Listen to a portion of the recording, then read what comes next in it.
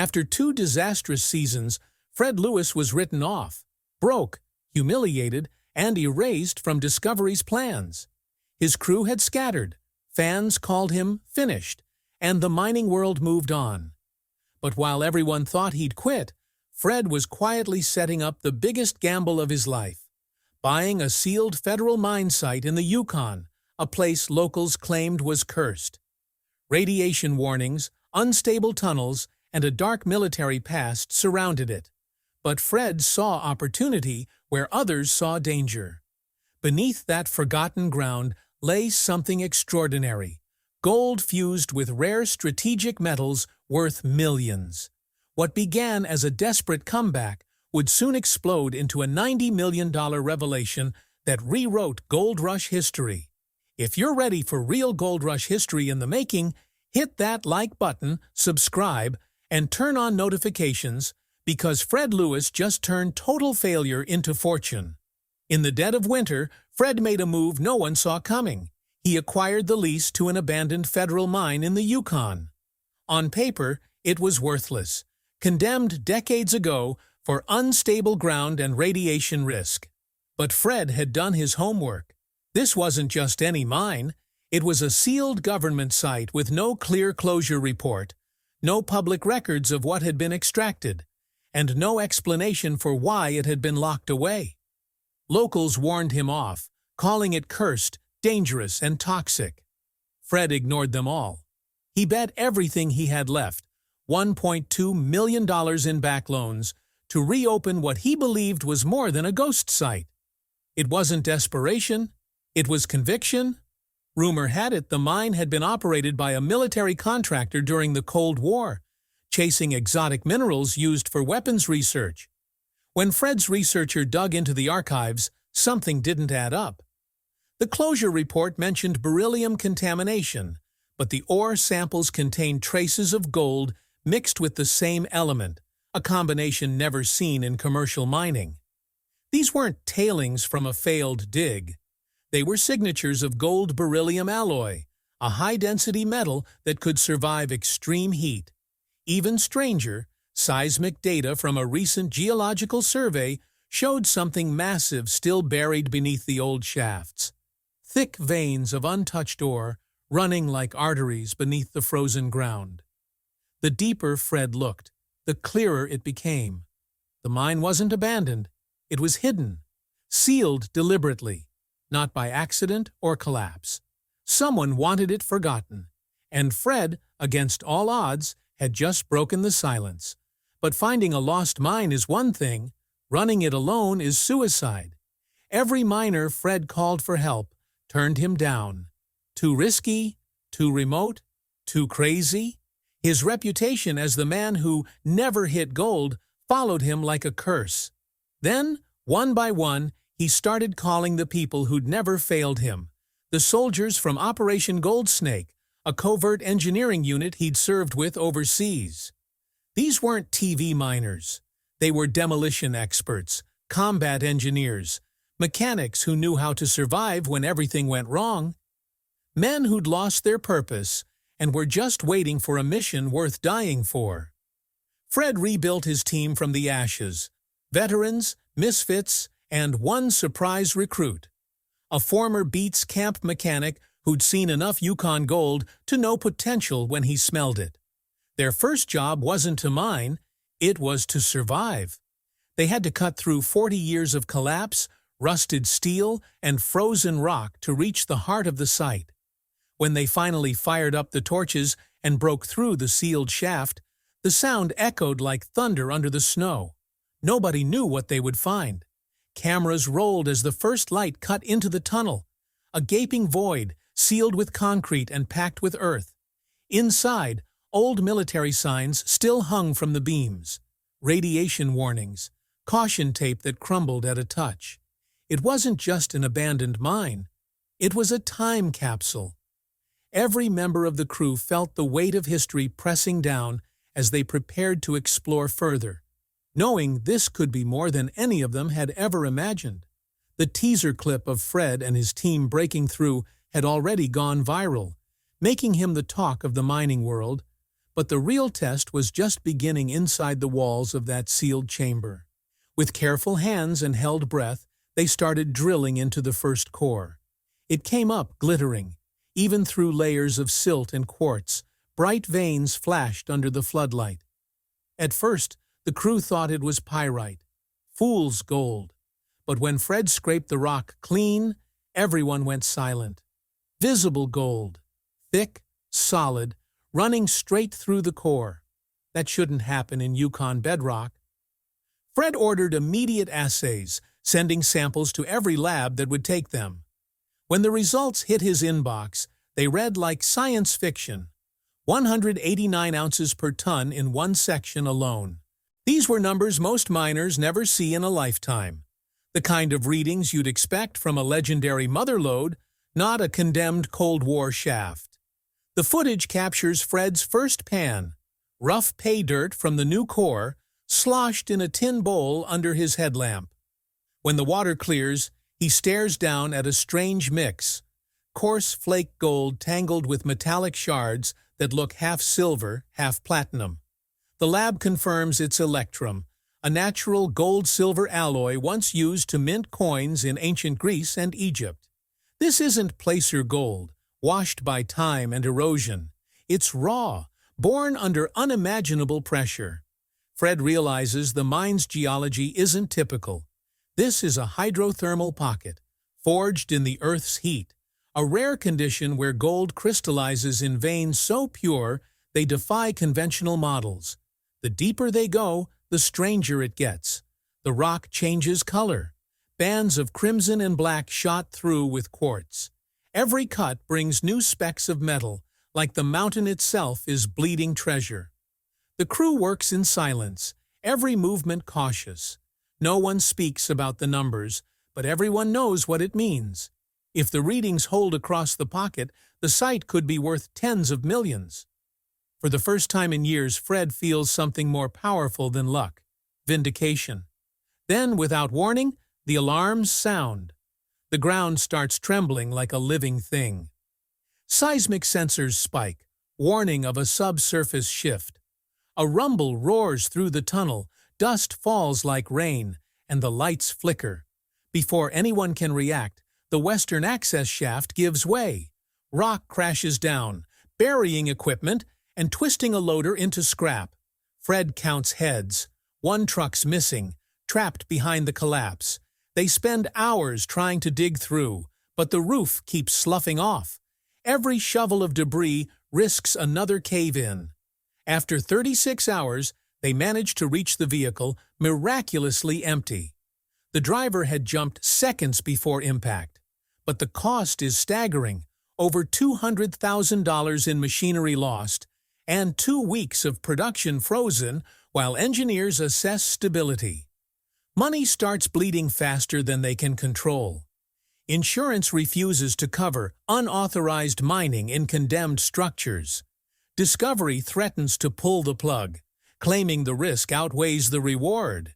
Even the network's lawyers warn Fred to walk away, but he's not wired that way. He signs a personal waiver, removing corporate liability, and straps on his helmet. Alone, he walks back into the sealed section, one man against the weight of the earth.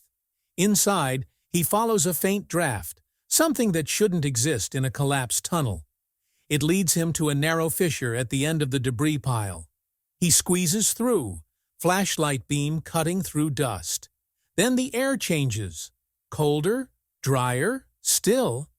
His boots crunch on wooden planks instead of rock. He's standing inside a chamber that doesn't appear on any official map.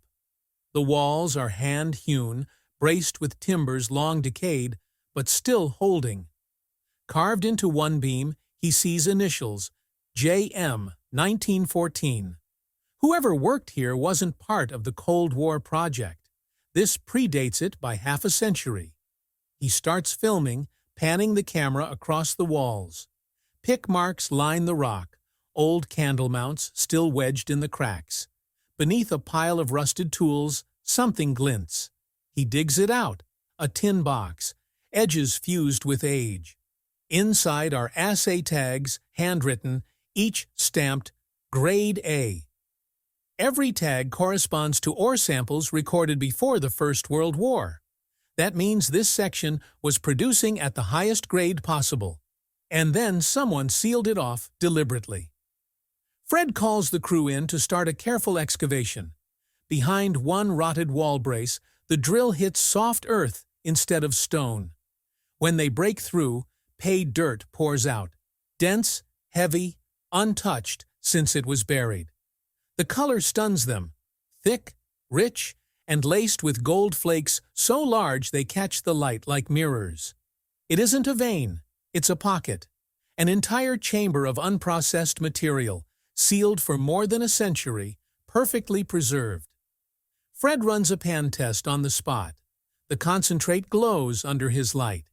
He doesn't speak. The camera zooms in as the realization hits. This isn't just pay dirt. It's a historical jackpot, locked away since the first Yukon pioneers dug it, and, for reasons lost to time, walked away. Fred's crew exchanges silent looks.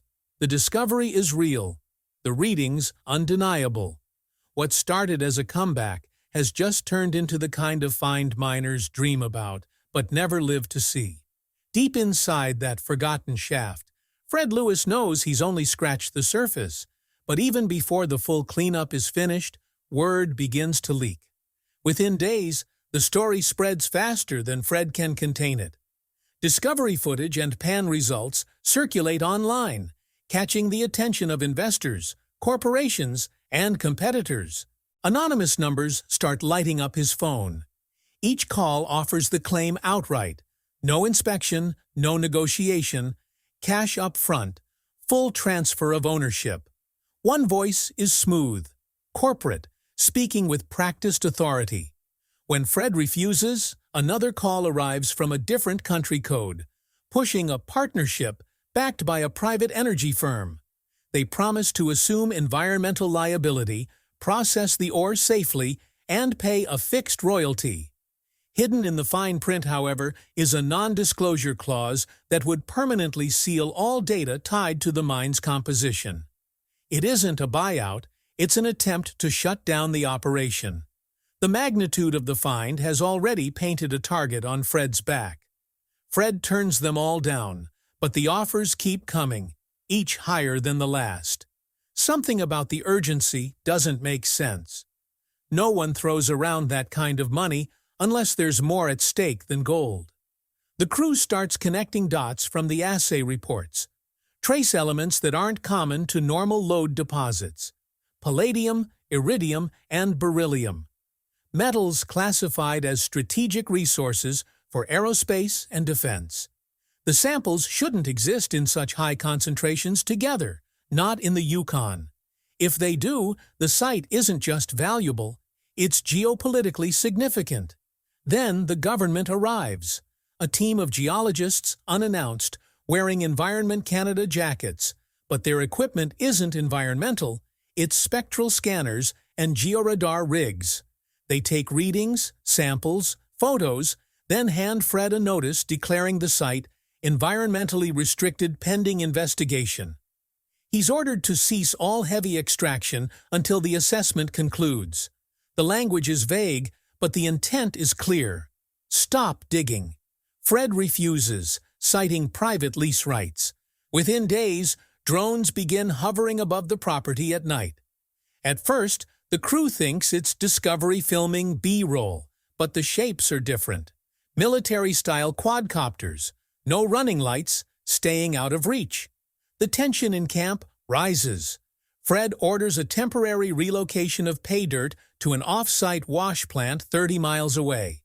If someone wants to shut him down, they'll have to do it after he's proven the site's true worth. They haul out 10 truckloads of material, each weighing several tons. The operation runs day and night, stripped to essentials, using borrowed machinery and every ounce of grit the crew has left. When they start cleanup, no one breathes. The mats overflow with color. Heavy, coarse, unmistakable. $3.5 million in visible gold within the first 48 hours. That's before refining. But it's the assay results that change everything. In addition to gold and silver, the lab identifies measurable platinum, palladium, and iridium concentrations, metals that usually occur near meteor impact craters, not standard placer fields.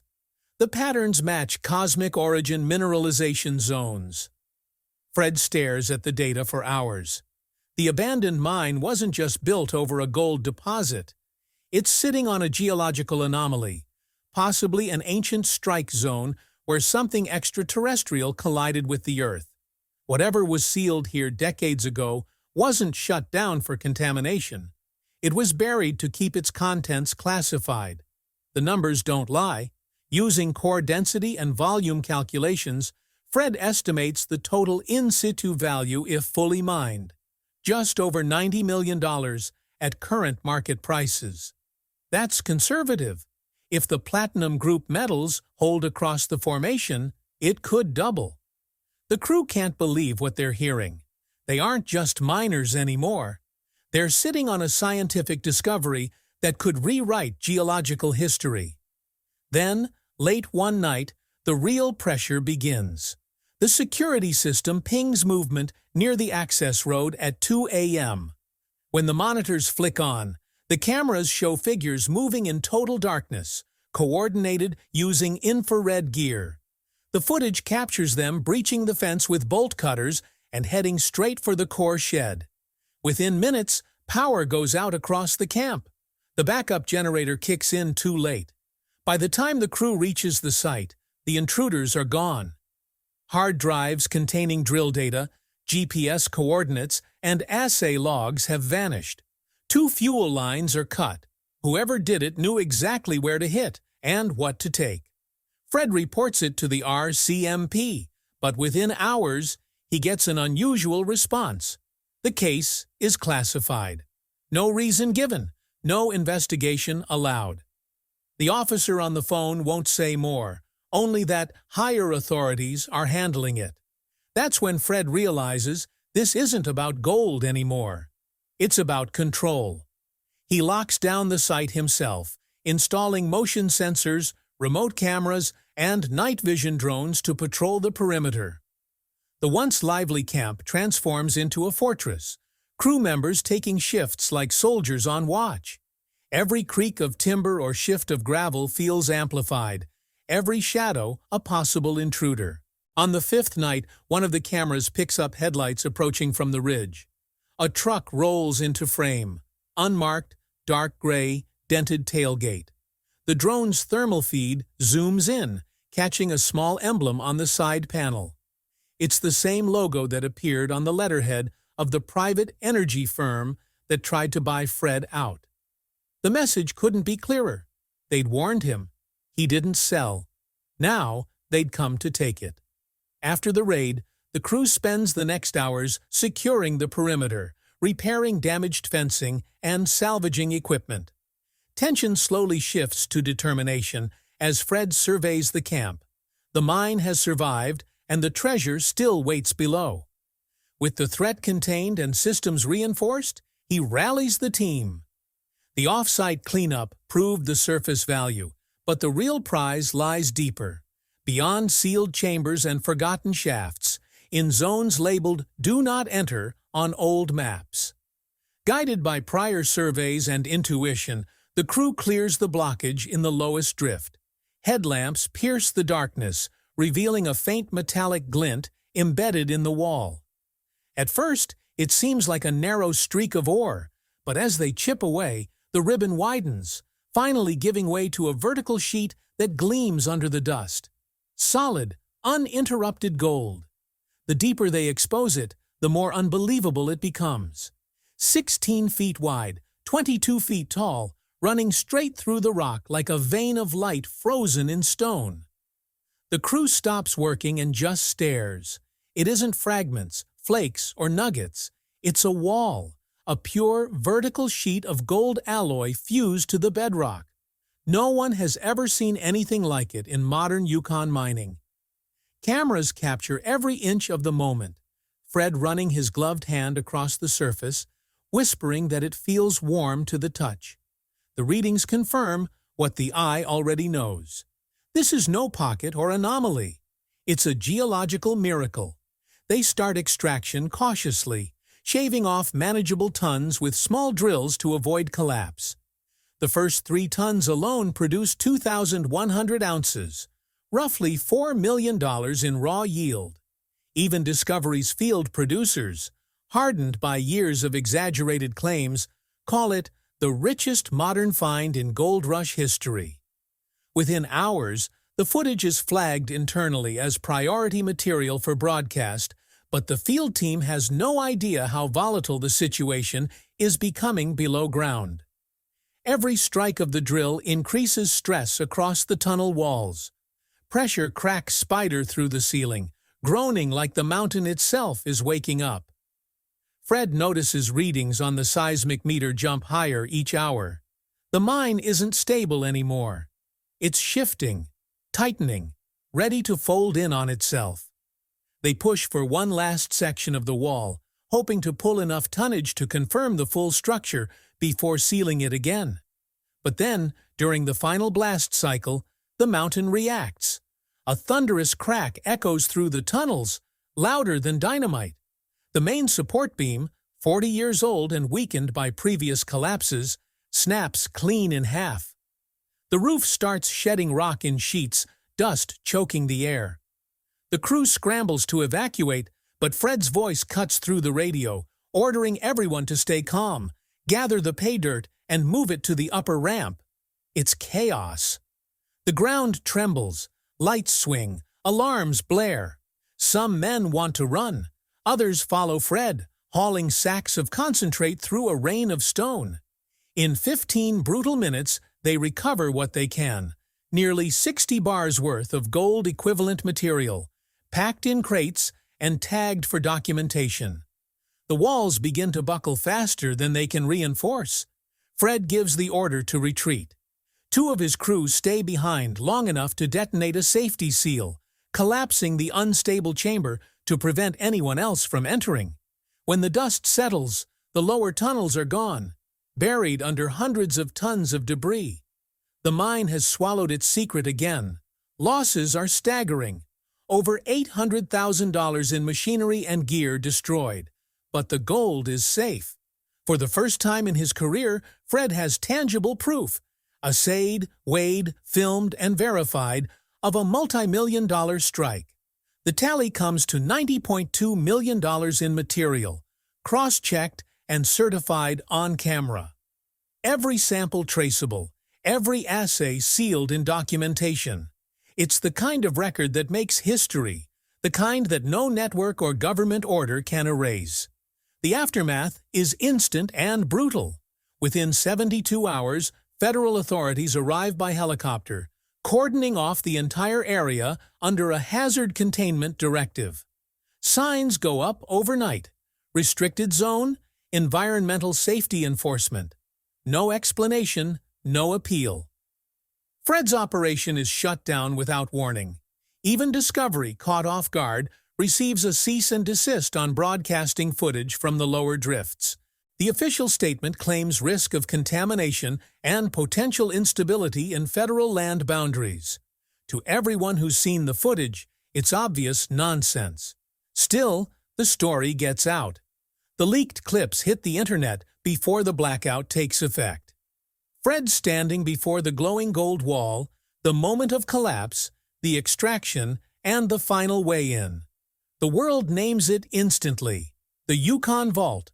Forums explode with theories. Some say it's a meteorite strike zone. Others claim it's an experimental military mine from the Cold War sealed to protect classified alloy deposits. Whatever the truth, one thing is undeniable. Fred Lewis found something no miner was supposed to find. Then, silence. Fred vanishes. His social accounts go dark. Phone disconnected. No public appearances. Discovery issues a short statement saying Fred Lewis and his team are taking time off for safety and recovery. But insiders know the footage is too valuable to bury. Leaked images of sealed containers marked Evidence Archive confirmed that all material was confiscated by government order. For 6 months, nothing. No interviews, no posts, no news, just rumors. Then, one night, out of nowhere, Discovery's social feeds flicker back to life. A black screen fades into a short clip. Fred standing in front of a frozen canyon, his face half-shadowed by floodlight. Behind him, a new drilling rig, unmarked, idle. His voice is steady, low, determined. They tried to bury it once. They won't bury it again? The screen cuts to text. The return, coming soon. That single line ignites the internet. Fans dissect every frame, spotting familiar rock formations and machinery. Some identify the coordinates as a region hundreds of miles from the original claim. But what no one notices right away is the faint detail behind Fred's shoulder, a stenciled number on the rig's chassis matching the old Yukon Vault inventory. It's not new equipment, it's recovered. He's standing next to machinery thought lost in the collapse. As the teaser circulates, small clues start surfacing in fringe forums. Anonymous posts mention a second abandoned claim tied geologically to the same fault line that produced the Gold Wall. Others claim Fred's been working with a private group of ex-military engineers to reopen access tunnels from a different angle, far beyond the government's restricted perimeter. None of it's confirmed, but every rumor fans the fire. The Yukon Vault becomes legend, a forbidden mine sealed by the state, containing the richest known vertical gold vein in modern history. Some call it a cover-up, others call it protection. But those who followed Fred from the beginning know one thing: he's not done. The man who turned an abandoned death trap into a $90 million strike isn't the type to walk away. Somewhere in the frozen wilderness, he's drilling again, chasing the same vein that nearly cost him everything. And this time, he isn't filming for television. He's digging for the truth buried beneath the gold.